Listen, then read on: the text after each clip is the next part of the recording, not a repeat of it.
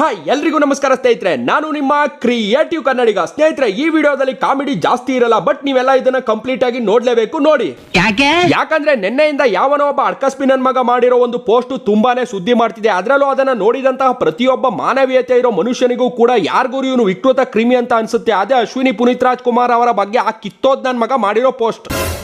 ಕಾರಣ ನೀವೆಲ್ಲ ಹಾಳಾಗೋಯ್ತೀರಾ, ಹಾಳಾಗಿ ಎಕ್ಕುಟ್ಟೋಗಿ ಸತ್ತೋಗ್ಬಿಡ್ತೀರಾ. ಕರೋನಾ ಬಂದು ಎಂತೆಂಥವ್ರು ಸಾಯ್ತಾರೆ, ನಿಮ್ಮಂತೂ ಸಾಯ್ತಾ ಇಲ್ಲ. ನಂಗೆ ಅದೇ ಬೇಜಾರಾಯ್ತಾ ಇರೋದು. ಅಲ್ಲ ಗುರು, ನಿಜ ಈ ಪೋಸ್ಟ್ ಮಾಡಿರೋನು ಅಕ್ಕ ತಂಗಿರ ಜೊತೆ ಬೆಳೆದವನ. ತಾಯಿ ಪ್ರೀತಿ ಏನು ಅನ್ನೋದು ಗೊತ್ತಿದೆಯಾ? ಹೆಣ್ಣು ಅಂದ್ರೆ ಗೌರವ ಇದೆಯಾ? ಇಲ್ಲ ಬಿಡಿ, ಅಷ್ಟೆಲ್ಲ ಬೆರ್ಕೆ ನನ್ನ ಮಗನಿಗೆ ಇದ್ದಿದ್ರೆ ಈ ತರ ಬರ್ದು ಪೋಸ್ಟ್ ಹಾಕ್ತಿರ್ಲಿಲ್ಲ. ನಾನಿಲ್ಲಿ ಯಾವುದೋ ಒಬ್ಬ ನಟನ ಅಭಿಮಾನಿಯಾಗಿ ಮಾತಾಡ್ತಿಲ್ಲ ಗುರು. ಇನ್ನೊಂದ್ಸಲ ಹೇಳ್ತೀನಿ, ನಾನಿಲ್ಲಿ ಯಾವುದೇ ನಟನ ಅಭಿಮಾನಿಯಾಗಿ ಮಾತಾಡ್ತಿಲ್ಲ. ಒಂದೇ ರೀಸನ್ ಈ ವಿಷಯದಲ್ಲಿ ನಂಗೆ ತುಂಬಾ ಬೇಜಾರಾಗಿರೋದು. ಯಾಕೆಂದ್ರೆ ನಾನು ಸಹ ಅಕ್ಕ ತಂಗಿರ ಜೊತೆ ಹುಟ್ಟಿ ಬೆಳೆದಿರೋದಕ್ಕೆ ಈ ಪೋಸ್ಟ್ ನೋಡಿದಾಗ ಸಖತ್ ಕೋಪ ಬರೋದಕ್ಕಿಂತ ಹೆಚ್ಚಾಗಿ ಈ ಪೋಸ್ಟ್ ಮಾಡಿರೋ ವ್ಯಕ್ತಿ ಮನಸ್ಸು ಎಷ್ಟು ಕೊಳ್ತು ನಾರ್ತಿದೆ ಅನ್ನೋದು ಕಣ್ಮುಂದೆ ಬಂತು. ಅದರಲ್ಲಂತೂ ಅಲ್ಲಿ ಬರ್ದಿರೋ ಒಂದಷ್ಟು ಪದಗಳಂತೂ ಅಬ್ಬಬ್ಬಬ್ಬಾ ನೋಡೋ ನಮ್ಗೆ ಒಂಥರ ಸಖತ್ ಬೇಜಾರಾಗೋ ಹಾಗೆ ಮಾಡುತ್ತೆ. ಅಂತದ್ರಲ್ಲಿ ಸ್ವತಃ ಅವ್ರೇನಾದ್ರೂ ನೋಡಿದ್ರೆ ಅವರನ್ನ ಇಷ್ಟಪಡೋ ಎಷ್ಟೋ ಅಭಿಮಾನಿಗಳು ನೋಡಿದಾಗ ಏನ್ ಅನ್ಸಿರಲ್ಲ, ಏನಿಲ್ಲ ಅವ್ರ ಬಾಯಲ್ಲಿ ನನ್ನ ಮಗನೇ, ಕಿತ್ತೋದ್ ನನ್ನ ಮಗನೇ, ಬೋಳಿ ನನ್ನ ಮಗನೇ, ಬಡವ ನನ್ನ ಮಗನೇ, ಹಲ್ಕ ನನ್ನ ಮಗನೇ ಅಂತ ಸಖತ್ತಾಗಿ ಬೈಕೊಂಡಿರ್ತಾರಷ್ಟೇ. ಅಲ್ಲ ಗುರು, RCB ಅನ್ಬಾಕ್ಸ್ ಇವೆಂಟ್ಗೆ ಅಶ್ವಿನಿ ಮೇಡಮ್ ಹೋಗವ್ರೆ ಅಂದ್ರೆ ಅದೊಂಥರ ಹೆಮ್ಮೆ. ಅದನ್ನ ಯಾಕೆ ಈ ಲೆವೆಲ್ಗೆ ಕೀಳು ಮಟ್ಟದಲ್ಲಿ ವ್ಯಕ್ತಪಡಿಸಬೇಕು? RCB ಅವ್ರೇನ್ ಮ್ಯಾಚ್ ಸೋತೇ ಇಲ್ವಾ? ಈ ಸೀಸನ್ ಮಾತ್ರನೇ ಈ ತರ ಮ್ಯಾಚ್ ಸೋಲ್ತಿರೋದು?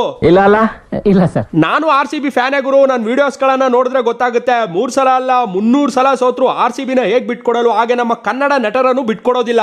ಗೊತ್ತಾಯ್ತಾ? ಅಲ್ಲ ಗುರು, ಒಂದು ಅನ್ಬಾಕ್ಸಿಂಗ್ ಇವೆಂಟ್ ಅಲ್ಲಿ ಅಷ್ಟು ದಿಗ್ಗಜರ ಮಧ್ಯೆ ಅಷ್ಟು ಜನಗಳ ಮುಂದೆ ಒಂದು ಹೆಣ್ಣು, ಅದು ನಮ್ಮ ಕನ್ನಡದ ಹೆಣ್ಣು, ಆ ಕಾರ್ಯಕ್ರಮಕ್ಕೆ ಭಾಗವಹಿಸ್ತಾಳೆ ಅಂದ್ರೆ ಅದು ಹೆಮ್ಮೆ ಪಡುವಂತಹ ವಿಷಯ. ವಿಷಾದ ವ್ಯಕ್ತಪಡಿಸುವಂತದ್ದು ಏನೂ ಇಲ್ಲ. ಯಾವುದಕ್ಕೋ ಹೋಗಿ ಯಾವ್ದನ್ನೋ ತಂದು ಯಾವ್ದೋ ದ್ವೇಷಕ್ಕೆ ಏನೇನೋ ಮಾಡ್ತಿರಲ್ರೋ.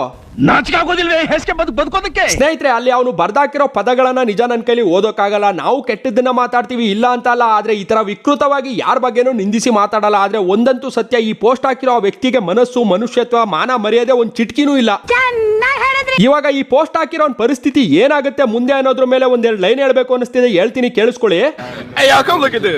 ಕಿಚ್ಚ ಸುದೀಪ್ ಅವರ ನೆಕ್ಸ್ಟ್ ಮೂವಿ ಮ್ಯಾಕ್ಸು ಟಾಕ್ಸಿಕ್ ಬಂದು ಕ್ರಿಯೇಟ್ ಮಾಡುತ್ತೆ ರೆಕಾರ್ಡ್ಸು. ಭೈರತಿ ರಣಗಲ್ ಬರ್ತಿದ್ದಾನೆ ರಿಲ್ಯಾಕ್ಸು. ಡೆವಿಲ್ ಬಂದು ಎಲ್ಲ ರೆಕಾರ್ಡ್ನ ಮಾಡುತ್ತೆ ಉಡೀಸು. ನಾವ್ ಯಾರಿಗೂ ಹಿಡಿತಿಲ್ಲ ಇಲ್ಲಿ ಸಿಂಟೆಕ್ಸು. ಈ ತರ ವಿಕೃತವಾಗಿ ಪೋಸ್ಟ್ ಮಾಡಿರೋನು ಅಭಿಮಾನಿಗಳ ಕೈಗೆ ಸಿಗಾಕೊಂಡ್ರೆ ಬಾಯಲ್ಲಿ ದೊಣ್ಣೆ ಹಾಕಿ ಬುಡದಲ್ಲಿ ಬರೋ ಹಾಗೆ ಮಾಡೋದಂತೂ. ಆಮೇಲೆ ಈ ಅಕೌಂಟ್ ನೇಮ್ ನೋಡೋರಿಗೆ ಸ್ಪಷ್ಟವಾಗಿ ತಿಳಿಯೋದು ಏನಂದ್ರೆ ಇದು ಡಿ ಬಾಸ್ ಫ್ಯಾನ್ ಕೆಲಸ ಅಂತ. ಆದ್ರೆ ಕೆಲವೊಂದು ಇನ್ಫಾರ್ಮೇಶನ್ ಪ್ರಕಾರ ಡಿ ಬಾಸ್ ಫ್ಯಾನ್ ಅಂತ ಹೇಳ್ಕೊಂಡು ಈ ತರ ಮಾಡಿರೋದು ಯಾವನ ಫೇಕ್ ನನ್ ಮಗ. ಹೆಂಗೆ ಅಂದ್ರೆ ಈ ಪೋಸ್ಟ್ ವೈರಲ್ ಆಗ್ತಿದಂಗೆ ಅಕೌಂಟ್ ನೇಮ್ ನ ಸುದೀಪ್ ಅಭಿಮಾನಿ ಅಂತ ಚೇಂಜ್ ಮಾಡ್ಬಿಟ್ಟವನೆ. ಏನೋ ಕಂತ್ರಿ ಕಜ್ಜಿ ಬೀದಿ ನಾಯಿ ಹಂದಿ ನನ್ನ ಮಗನೇ, ಅದೇನೋ ಅಂತಾರಲ್ಲ, ಕೋತಿ ತಿಂದು ಮೇಕೆ ಮೂತಿ ಗೋರಿಸ್ತು ಅಂತ ಹಂಗೆ. ಏನ್ರೋ ಈ ತರ ಫ್ಯಾನ್ಸ್ ಮಧ್ಯೆ ತಂದಿಟ್ಟು ಫ್ಯಾನ್ ವಾರ್ ಕ್ರಿಯೇಟ್ ಮಾಡಿ ಏನ್ರೋ ಸಿಗುತ್ತೆ ನಿಮ್ಗೆ ಚಿಂದಿ ಚೋರ್ ನನ್ ಮಕ್ಳ. ಮಾಡೋಕೆ ಕೆಲಸ ಇಲ್ಲ ಅಂದ್ರೆ ಮೂಗೋಳಕ್ಕೆ ಬೆಟ್ಟ ಹಾಕ್ಬಿಟ್ಟು ಗಣಿಗಾರಿಕೆ ಮಾಡಿ. ಅದ್ಬಿಟ್ಟು ಯಾಕೆ ಈ ತರ ಫ್ಯಾನ್ಸ್ ಮಧ್ಯೆ ತಂದಿಡೋ ಥರ್ಡ್ ಕ್ಲಾಸ್ ಕೆಲಸ ಮಾಡ್ತೀರಾ? ಸ್ನೇಹಿತರೆ, ಜೆನ್ಯೂನ್ ಫ್ಯಾನ್ ಅನ್ಸ್ಕೊಂಡಿರೋರು ಯಾರು ಸಹ ಹಿಂಗ್ ಮಾಡಿರೋಕೆ ಚಾನ್ಸೇ ಇಲ್ಲ. ಯಾರೋ ಅಪ್ಪನ ಹೆಸರು ಗೊತ್ತಿಲ್ಲದೆ ಇರೋ ಹೈನಾತಿ ನನ್ ಮಕ್ಳ ಈ ತರ ಮಾಡಿರೋದು.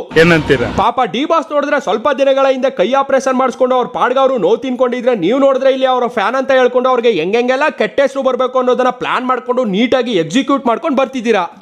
ನಿಮ್ಮಂತವ್ರಿಂದಾನೇ ಕಂಡ್ರೋ ಅವಾಗ ಅವ್ರ ಮೇಲೆ ಇಲ್ಲ ಸಲ್ಲದ ಆರೋಪ ಬರ್ತಾ ಇರೋದು. ನೀನ್ ಈ ತರ ಮಾಡಿದ್ದೀನಿ ಅಂತ ಡಿ ಬಾಸ್ ಎದುರಿಗೆ ಹೋಗಿ ನಿಂತ್ಕೊಂಡ್ರೆ ಅವ್ರು ಹಾಕಿರೋ ಚಪ್ಲಿಲಿ ಪೈಡ್ ಅಂತ ಹೊಡೆದ್ ಕಳಿಸ್ತಾರಷ್ಟೇ. ಅವ್ನು ಯಾರೋ ಚಪ್ಪರ್ ನನ್ ಮಗ ಅಶ್ವಿನಿ ಮೇಡಮ್ ಬಗ್ಗೆ ಕೀಳಾಗಿ ಪೋಸ್ಟ್ ಆಗ್ತಾ, ಅದಕ್ಕೆ ರಿಪ್ಲೈ ಅಂತ ಇನ್ನೊಂದಷ್ಟು ಅಲ್ಕ ನನ್ ಮಕ್ಳು ಡಿ ಬಾಸ್ ತಾಯಿ ಮೀನಮ್ಮ ಅವರ ಬಗ್ಗೆ, ಅವರ ಹೆಂಡತಿ ಬಗ್ಗೆ ಪೋಸ್ಟ್ ಹಾಕಿದ್ರಲ್ಲೋ. ಏನ್ರೋ ಇದರಿಂದ ಸಮಾಜಕ್ಕೆ ಏನ್ ಸಂದೇಶ ಕೊಡ್ಬೇಕು ಅಂತ ಅನ್ಕೊಂಡಿದ್ದೀರಾ?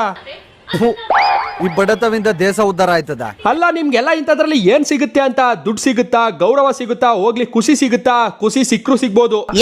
ಯಾಕಂದ್ರೆ ಈ ತರ ವಿಕೃತ ಕೆಲಸಗಳನ್ನ ಮಾಡೋರನ್ನ ಸೈಕೋಗಳು ಅಂತಾರೆ. ಅಂತ ಸೈಕೋ ನನ್ ಮಕ್ಳೆ ನೀವು. ಅದಕ್ಕೆ ಈ ತರ ಒಂದು ಹೆಣ್ಣಿನ ಬಗ್ಗೆ ಅತಿ ಹೀನಾಯವಾಗಿ ನಿಂದಿಸಿ ಬರೆದು ಪೋಸ್ಟ್ ಹಾಕ್ತೀರಾ ಬೇವರ್ಸಿಗಳ. ನೋಡಿ ಸ್ವಾಮಿ, ಒಂದು ವೇದಿಕೆ, ಅದು ಯಾವುದೇ ವೇದಿಕೆ ಆಗ್ಲಿ, ಕಾಂಪಿಟೇಷನ್ ಅನ್ನೋದು ಇರಬೇಕು. ಜಗಳ ಕಲಹ ಮತ್ತೊಂದು ಮಗದೊಂದು ಬರಬೇಕು. ಅವಾಗ್ಲೇ ಆ ವೇದಿಕೆ ದೊಡ್ಡ ಮಟ್ಟಕ್ಕೆ ಬೆಳೆಯೋದಕ್ಕೆ ಹೆಲ್ಪ್ ಆಗುತ್ತೆ. ಆದ್ರೆ ಈ ತರ ಈ ಲೆವೆಲ್ಗೆ ಬೇಡ ಗುರು, ಬೇಡ. ಇದು ನಮ್ಮ ಕನ್ನಡಿಗರ ಸಂಸ್ಕೃತಿ ಅಲ್ವೇ ಅಲ್ಲ. 1 year ಬ್ಯಾಕ್ ಡಿ ಬಾಸ್ಗೆ ಚಪ್ಲಿ ಹೊಡೆದು ಒಂದಷ್ಟು ವಿಕೃತ ಕ್ರಿಮಿಗಳು ಖುಷಿ ಪಟ್ಟಿದ್ರು. ಅವಾಗ್ಲೂ ಸಹ ಏನ್ ಕಚಡ ಜನ ಗುರು ಅಂತ ಅದ್ರ ಬಗ್ಗೆನೂ ಮಾತಾಡಿದ್ದೆ. ಇವಾಗ ನೋಡಿದ್ರೆ ಅಶ್ವಿನಿ ಮೇಡಮ್ ಬಗ್ಗೆ ಈ ತರ ಅತಿ ಕೆಟ್ಟದಾಗಿ ಬರ್ದು ಖುಷಿ ಪಟ್ರು. ಇವರಾದ್ಮೇಲೆ ಡಿ ಬಾಸ್ ಅವರ ತಾಯಿ ಮೀನಮ್ಮ ಅವರ ಬಗ್ಗೆ, ವಿಜಯಲಕ್ಷ್ಮಿ ಅವರ ಬಗ್ಗೆ ಕೆಟ್ಟದಾಗಿ ಪೋಸ್ಟ್ ಮಾಡಿ ಖುಷಿ ಪಡ್ತವ್ರೆ. ಒಳ್ಳೇದಾಗ್ಲಿ ಗುರು ನಿಮ್ಗೆ. ಈ ತರ ವಿಕೃತವಾಗಿರೋದನ್ನ ಮಾಡ್ತಿರೋ ನಿಮ್ಮ ವಿಕೃತ ಮನಸ್ಸನ್ನ ಆ ದೇವರು ತಣ್ಣಗಿಡ್ಲಿ. ಸ್ನೇಹಿತರೆ, ಫ್ಯಾನ್ ವಾರ್ ಅನ್ನೋದು ನಮ್ಮ ಕನ್ನಡದಲ್ಲಿ ಅಷ್ಟೇ ಅಲ್ಲ, ಎಲ್ಲಾ ಕಡೆನೂ ಇರಬೇಕು. ಆದ್ರೆ ಇವಾಗ ಹೇಗಾಗ್ಬಿಟ್ಟಿದೆ ಅಂದ್ರೆ ತಮ್ಮ ನೆಚ್ಚಿನ ನಟನನ್ನ ಹೆಚ್ಚು ಇಷ್ಟಪಡೋದಕ್ಕಿಂತ ಹೆಚ್ಚಾಗಿ ಬೇರೆ ನಟನನ್ನ ದ್ವೇಷ ಮಾಡೋ ಮನಸ್ಥಿತಿಗಳು ಜಾಸ್ತಿ ಆಗ್ಬಿಟ್ಟಿವೆ. ಅಲ್ಲ ಗುರು, ಎಲ್ರೂ ನಮ್ಮ ನಟರೇ, ಎಲ್ರೂ ನಮ್ಮ ಕನ್ನಡದವರೇ. ನೀವ್ ಯಾಕೆ ಒಬ್ಬೊಬ್ಬರನ್ನ ಒಂದೊಂದು ವರ್ಗಕ್ಕೆ ಮಾತ್ರ ಸೀಮಿತ ಮಾಡ್ತಿದ್ದೀರಾ ಪಾಲಿಟಿಕ್ಸ್ ಅಲ್ಲಿ ಮಾಡ್ದಂಗೆ? ಅಂದ್ರೆ ಪಾಲಿಟಿಕ್ಸ್ ಅಲ್ಲಿ ಜಾತಿ ವ್ಯವಸ್ಥೆನ ಮಧ್ಯ ತಂದು ಎಲ್ಲಾ ಸ್ವಾತಂತ್ರ್ಯ ಹೋರಾಟಗಾರರನ್ನ, ನಮ್ಮ ದೇಶದ ಒಳಿತಿಗಾಗಿ ಹೋರಾಟ ಮಾಡಿದ ಎಷ್ಟೋ ಜನ ಗಣ್ಯ ವ್ಯಕ್ತಿಗಳನ್ನ ಅವರು ಆ ಜಾತಿ ಇವರು ಈ ಜಾತಿ ಅಂತ ವಿಂಗಡಣೆ ಮಾಡಿ ಯಾವ ತರ ಆಗ್ಬಿಟ್ಟಿದೆ ಅಂದ್ರೆ, ಯಾರೋ ಒಬ್ಬ ದೇಶಕ್ಕೋಸ್ಕರ ಪ್ರಾಣ ಕೊಟ್ಟ ಸ್ವಾತಂತ್ರ್ಯ ಹೋರಾಟಗಾರನ ಬಗ್ಗೆ ಕೇಳ್ತಿದ್ದಂಗೆ ಹೆಮ್ಮೆ ಪಡೋದಕ್ಕಿಂತ ಹೆಚ್ಚಾಗಿ ಅವರು ನಮ್ ಜಾತಿ ಅಲ್ಲ ಆ ಜಾತಿ ಬಿಡುಗರು ಅನ್ನೋ ಮನಸ್ಥಿತಿ ಬಂದ್ಬಿಟ್ಟಿದೆ. ಅವರು ಆ ಜಾತಿ ಅಂತೆ, ಇವರು ನಮ್ ಜಾತಿ ಅಂತೆ, ಇನ್ಯಾರೋ ಇನ್ನೊಂದ್ ಜಾತಿ ಅಂತೆ. ಅಲ್ಲ ಗುರು, ನೀವ್ ಯಾಕೆ ಸ್ವಾತಂತ್ರ್ಯ ಹೋರಾಟಗಾರರನ್ನ, ಸಮಾಜ ಸೇವಕರನ್ನ, ಗಣ್ಯ ವ್ಯಕ್ತಿಗಳನ್ನ ಜಾತಿ ದೃಷ್ಟಿಯಲ್ಲಿ ಡಿವೈಡ್ ಮಾಡ್ತಾ ಇದ್ದೀರಾ ಅಂತ ಗೊತ್ತಾಗ್ತಿಲ್ಲ. ಅರ್ಥ ಆಗ್ತಾ ಇಲ್ಲ ಗುರು. ಅವ್ರೇನ್ ಹೋರಾಟ ಮಾಡ್ಬೇಕಾದ್ರೆ ಒಂದೇ ಜಾತಿಗೋಸ್ಕರ ಅಂತ ಹೋರಾಟ ಮಾಡಿದ್ರ, ಒಂದೇ ಜಾತಿಗೋಸ್ಕರ ಚಳುವಳಿಯನ್ನ ಮಾಡಿದ್ರ, ದೇಶಕ್ಕೋಸ್ಕರ ಅಲ್ವಾ ಮಾಡಿರೋದು? ನೀವ್ ಯಾಕೆ ಹಿಂಗೆ ಒಬ್ಬೊಬ್ಬರನ್ನ ಒಂದೊಂದು ಜಾತಿಗಷ್ಟೇ ಸೀಮಿತ ಅನ್ನೋ ಹಾಗೆ ಬಿಂಬಿಸ್ತಿದ್ರ ಅಂತ ಗೊತ್ತಾಗ್ತಿಲ್ಲ. ಇದನ್ನೆಲ್ಲ ಯಾವಾಗಿಂದನೋ ಮಾತಾಡ್ಬೇಕು, ಇದ್ರ ಬಗ್ಗೆ ತುಂಬಾ ಮಾತಾಡ್ಬೇಕು ಅನ್ನೋದಿದೆ. ಆದ್ರೆ ನಮ್ಮ ಪ್ರಜಾಪ್ರಭುತ್ವ ದೇಶದಲ್ಲಿ ಇದೆಲ್ಲ ಅಸಾಧ್ಯ. ಈ ಕೆಟ್ಟ ರಾಜಕೀಯದಿಂದ ನಮ್ಮ ದೇಶದ ಜನ ಮನ ಗಣ ಎಲ್ಲ ಕೆಟ್ಟೋಗಿದೆ. ನಾವು ಮಾತ್ರ ಒಳ್ಳೆಯವರಾಗಿರ್ತೀವಿ ಅನ್ಕೊಂಡ್ರೆ ಈ ಸಮಾಜದಲ್ಲಿ ನಮ್ಗೆ ಉಳಿಗಾಲ ಇರಲ್ಲ. ಅದು ಮ್ಯಾಟ್ರು. ಇವಾಗ ನಮ್ಮ ಕನ್ನಡ ಚಿತ್ರರಂಗದಲ್ಲೂ ಅದೇ ರೀತಿ ಆಗ್ತಿದೆ. ಒಬ್ಬೊಬ್ಬ ನಟನನ್ನ ಒಂದೊಂದು ವರ್ಗಕ್ಕೆ ಮಾತ್ರ ಸೀಮಿತ ಅನ್ನೋ ಹಾಗೆ ಬೇರೆ ನಟರ ಅಭಿಮಾನಿಗಳು ಇನ್ನೊಬ್ಬ ನಟನನ್ನ ಇಷ್ಟ ಪಡಬಾರ್ದು ಅನ್ನೋ ತರ ಆಗ್ತಾ ಇದೆ. ಯಾಕಂದ್ರೆ ಅವನು ಇವನ್ ಕಂಡ್ರಾಗಲ್ಲ, ಇವನಿಗೆ ಅವನ್ ಕಂಡ್ರಾಗಲ್ಲ, ನಿಮ್ಗಳಿಗೆ ಯಾರು ಕಂಡ್ರೆ ಯಾರಿಗೂ ಆಗಲ್ಲ, ಒಟ್ಟಿನಲ್ಲಿ ಯಾರು ಉದ್ಧಾರ ಆಗಲ್ಲ. ಇವಾಗ ನಮ್ಮ ಕನ್ನಡ ಚಿತ್ರರಂಗ ದೇಶದಲ್ಲಷ್ಟೇ ಅಲ್ಲ ಇಡೀ ವಿಶ್ವದಲ್ಲೇ ಹೆಸರು ಮಾಡೋ ಕಡೆ ಹೆಜ್ಜೆ ಇಡ್ತಿದೆ. ಇಲ್ಲಿ ನೋಡಿದ್ರೆ ನಾವುಗಳೇ ನಾಯಿ ತರ ಕಚ್ಚಾಡ್ಕೊಂಡು ಅದಕ್ಕೂ ಕಲ್ಲು ಹಾಕೊಳ್ಳೋದು ಬೇಡ ಅಲ್ವಾ? ಇನ್ನೊಂದ್ ಕಡೆ ನೋಡಿದ್ರೆ ಎಷ್ಟೋ ಕಷ್ಟಪಟ್ಟು ಸಿನಿಮಾ ಮಾಡಿರ್ತಾರೆ. ಥಿಯೇಟರ್ ಸಮಸ್ಯೆ, OTT ಸಮಸ್ಯೆ, ಪರಭಾಷಾ ಸಿನಿಮಾಗಳ ಸಮಸ್ಯೆ ಅಂತ ನಮ್ಮ ಕನ್ನಡ ಚಿತ್ರರಂಗ ಇನ್ನೂ ಸಮಸ್ಯೆಯಲ್ಲೇ ಬಳಲ್ತಿದೆ. ನೆಟ್ಫ್ಲಿಕ್ಸ್ ಅಲ್ಲಿ ಕನ್ನಡ ಸಿನಿಮಾಗಳನ್ನ ತಗೊಳ್ಳಲ್ಲ ಗುರು. ಯಾಕಂದ್ರೆ ನಮ್ಮ ಕನ್ನಡದವರು ಆ ಲೆವೆಲ್ಗೆ ಒಳ್ಳೆ ಕ್ವಾಲಿಟಿ ಸಿನಿಮಾಗಳನ್ನ ಮಾಡಲ್ಲ ಅಂತ ಅವರ ಅಭಿಪ್ರಾಯ. ಮೊದಲು ಒಳ್ಳೆ ಸಿನಿಮಾಗಳನ್ನ ಮಾಡೋದ್ರ ಬಗ್ಗೆ ಚಿಂತೆ ಮಾಡೋಣ. ಯಾರೋ ಇನ್ನೊಬ್ಬ ನಟರ ಮನೆ ಹೆಣ್ಮಕ್ಳ ಬಗ್ಗೆ ಕೆಟ್ಟದಾಗಿ ಮಾತಾಡೋದು ಹೇಗೆ ಅನ್ನೋದ್ರ ಬಗ್ಗೆ ಅಲ್ಲ. ಏನ್ ಗೊತ್ತಾ ಸ್ನೇಹಿತರೆ, ನಮ್ಮ ಮನ್ಸಲ್ಲಿ ಇರೋದು ಎಲ್ಲ ನಮ್ಮವ್ರೆ. ಅದಕ್ಕೆ ಈ ತರ ಯಾರಿಗಾದ್ರೂ ಸಹ ನಮ್ಗೆ ತುಂಬಾ ಬೇಜಾರಾಗುತ್ತೆ. ಅದ್ರ ಬಗ್ಗೆ ಮಾತಾಡೋಣ ಅಂತ ಹೋದ್ರೆ ನೀನ್ ಅವನ ಅಭಿಮಾನಿ, ನೀನ್ ಅವನ್ ಚೇಲ, ನೀನ್ ಅವನ್ ಬಕೆಟ್ ಅಂತ ಕಮೆಂಟ್ ಮಾಡ್ತಾರೆ.